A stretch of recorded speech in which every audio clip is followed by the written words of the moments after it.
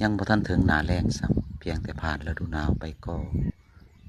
เกิดความแห้งแล้งขึ้นที่ทุ่งนาสปปลาวช่วงฤดูนี้ก็จะมีความแห้งแล้งหลายชาวลาวส่วนใหญ่ก็จะปล่อยสัตว์เลี้ยงไปตามทุ่งไร่ทุ่งนาในช่วงฤดูกาลนี้สัตว์เลี้ยงบางเขตบางท้องที่ก็จะหากินลำบากในช่วงนี้เห็นอีกเขตบางท้องถิ่นของสปปลาวที่สวรรณเขตมันเป็นเพียงแต่ผ่านฤดูหนาวไปเพียงเล็กน้อยระหว่างสองฤดูแต่ว่ามีความแห้งแล้งหลายเฮ็ดให้สัตว์เลี้ยงพืชพันธุ์ต่างๆก็จะมีความแบบบ่สมบูรณ์ในช่วงฤดูนี้เนาะอันนี้เป็นแบ่อีกแม่ลูกหนึ่งกำลังให้นมลูกและก็อยู่ในต้นกกกระทันเนาะที่ว่ากินหมากกระทันที่เหี่ยวแห้งที่มันหล่นลงมาเนาะสัตว์เลี้ยงก็สิอาศัยอยู่ใกล้ๆต้นไม้แหละหนองน้ำในช่วงฤดูนี้เนาะเพื่อหลีกเลี่ยงแสงแดดและอยู่ใกล้น้ำ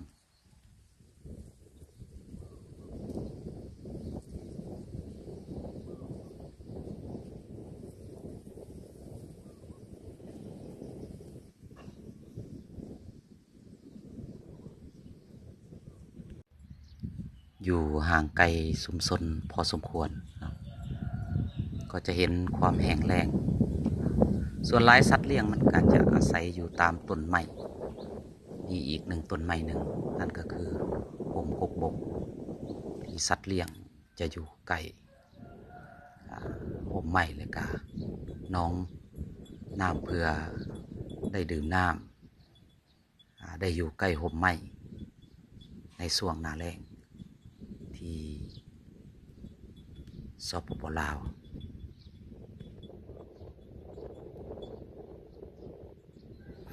ส่วนหลายช่วงหน้าแล้งนี่เนาะชาวลาวก็จะอยู่ส่วนใหญ่ก็จะอยู่ตามโฮมตามสวนตามห้วยตามหองเนาะหากินตามปกติของพี่น้องชาวลาวเนาะส่วนสัตว์เลี้ยงกับเขาก็ช่วงหน้านี้ก็จะปล่อยพี่น้องปล่อยขายคำลงแรงมันจังกลับบ้านกลับซองเนาะช่วงนี้เนาะ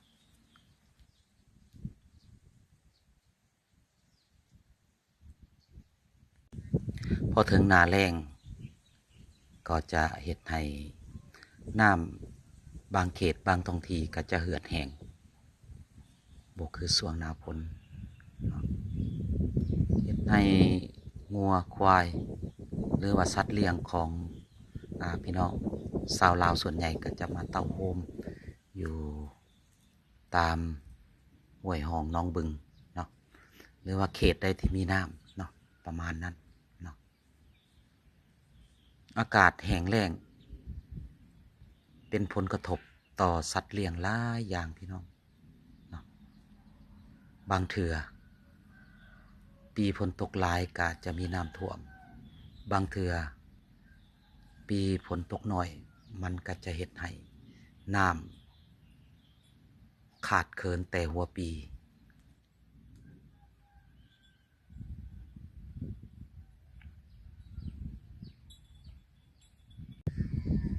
ในการจะใช้การเกษตรนาปีเป็นหลักๆเนาะ90%จะเป็นชาวนาทั้งนั้นเนาะอาศัยผลจากธรรมศาสตร์เป็นที่เฮ็ดให้ได้เฮ็ดให้ใส่นาตามฤดูกาลเนาะบางทีฝนก็อาจจะบ่ตกตามฤดูกาลมันก็เฮ็ดให้ข้าวนาบางปีก็บ่ได้สมกับเหือแห้งและต้นทุนที่ใส่จ่ายไปกับการเฮ็ดนาเนาะ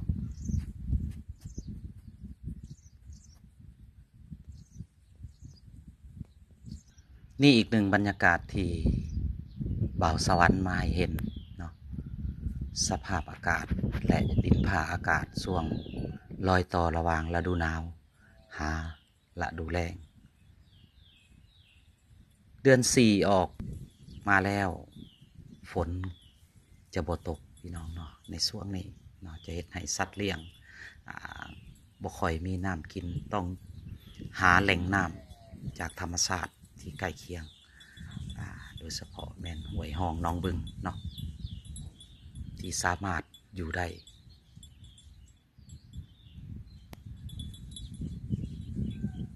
ถ้าเป็นจังใดก็ฝากเป็นกำลังใจให้บ่าวสวรรค์คลิปหน้าเขาจะมาให้เห็นบรรยากาศต่างๆของสปป.ลาวเขตสวรรณเขตอย่าลืมฝากติดตามฝากเป็นกำลังใจให้บ่าวสวรรค์เพิ่นได้ทำคลิปต่อไปสบายดี